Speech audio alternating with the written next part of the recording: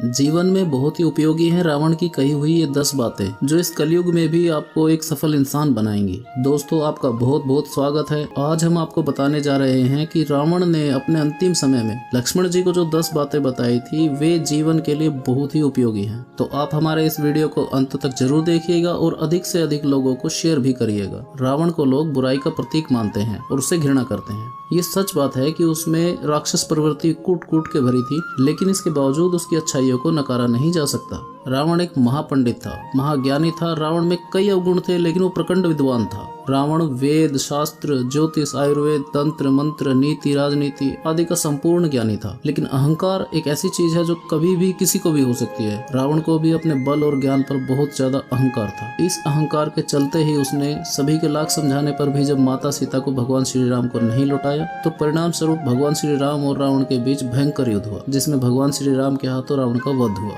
लेकिन प्राण त्यागने से पहले जब रावण अपनी मरणासन अवस्था में था, तो भगवान श्री राम ने लक्ष्मण जी से कहा, हे लक्ष्मण, ये रावण बड़ा ही विद्वान है, महापंडित है, महाज्ञानी है और इसके ज्ञान की कोई था नहीं है। अर्थात त्रिलोक में, पूरे ब्रह्मांड में रावण के जितना ज्ञानी कोई नहीं है। ये महान ज्ञानी अब इस दुनिया से विदा हो रहा है। तुम उनके पास जाओ और उनसे जीवन की वो शिक्षा ले लो जो और कोई तुम्हें नहीं दे सकता। तो लक्ष्मण जी रावण के चरणों में बैठ गए। लक्ष्मण को अपने चरणों में बैठा देख रावण ने लक्ष्मण को कई ऐसी बातें बताई जो जीवन में सफलता की कुंजी हैं।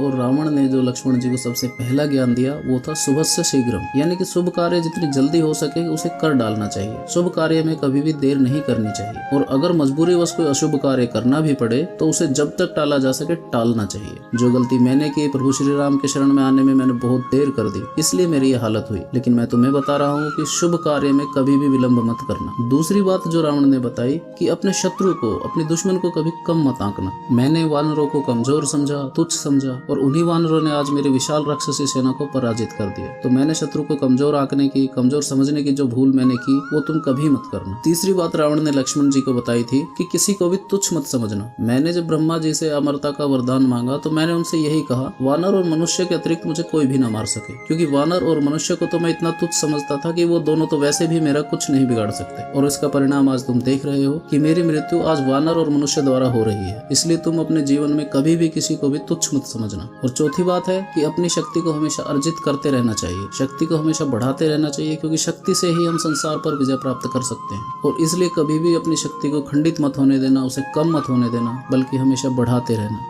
और पांचवी बात रावण ने लक्ष्मण जी को बताई कि मनुष्य को नई नई खोज और नए नए आविष्कार करते रहना चाहिए। मैंने भी कई चीजों का आविष्कार किया, कई खोज अपने जीवन में की, बहुत से अस्त्र शस्त्र और यंत्र बनाए। कहा जाता है रावण यहाँ तक सोच रहा था कि सोने में सुगंध भर दी जाए और स्वर्ग के लिए सीढ़ी बना दी जाए, लेकिन ये इच्छा मेरी पूरी नहीं हो सकी। इसलिए मनुष्य को निरंतर खोज करते रहना चाहिए। छठी बात रावण ने लक्ष्मण को बताई कि तपस्या से सब कुछ अर्जित किया जा सकता है। इसलिए तब की अगर मनुष्य के पास शक्ति होगी तो वह सब कुछ अर्जित कर पाएगा। इसलिए तपस्या यानी मेहनत करके ही मनुष्य संसार में दुर्लभ से दुर्लभ लक्ष्य को भी प्राप्त कर सकता है। सातवीं बात रावण ने बताई कि मनुष्य को एक इष्ट देवता की भक्ति करनी चाहिए। जैसे कि मैंने देवों के देव महादेव को अपना इष्ट देव माना और जीवन भर उन्हीं की भक्ति की। उन्हीं की भक्ति के प्रताप से मुझे सर्वस्व शक्ति प्राप्त हुई। इसलिए अगर आप चाहते हैं कि आप अपने अंदर किसी प्रकार की शक्ति या बल को प्राप्त करें तो एक इष्ट देवता को मानना। सभी देवता का सम्मान करो, लेकिन इष्ट देवता हमेशा एक होना चाहिए। आठवीं बात जो रावण ने बताई कि हर मनुष्य को आयुर्वेद, रसायन और जड़ी बूटियों का ज्ञान अवश्य होना चाहिए, क्योंकि आयुर्वेद एक बहुत बड़ा ज्ञान है और जड़ी बूटियों के माध्यम से हम अपने जीवन में अपनी सभी शारीरिक समस्याओं का उपचार व निदान स्वयं कर सकते हैं। इस तरह आयुर्वेद और रसायन का ज्ञान भी रावण ने लक्ष्मण जी को दिया।